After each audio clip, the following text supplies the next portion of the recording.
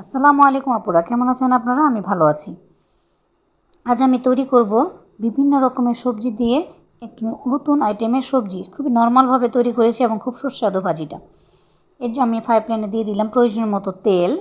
তারপর তেলটি গরম হয়ে গেলে আমি এখানে পেঁয়াজ কুচি, অল্প একটু রসুন কুচি, মরিচ কুচি দিয়ে হালকা লাল করে ভেজে নিব।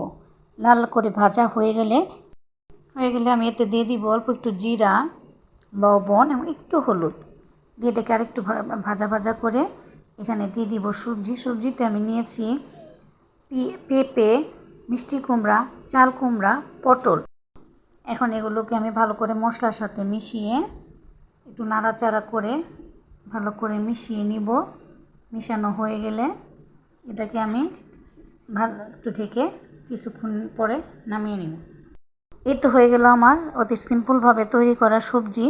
এটা পরোটা কিংবা রুটি দিয়ে খেতে খুবই সুস্বাদু হবে। আমার আজকের ভিডিওটা যদি আপনাদের ভালো লেগে থাকে অবশ্যই লাইক, শেয়ার, কমেন্ট করবেন এবং আমার জন্য দোয়া করবেন। আমার ভিডিও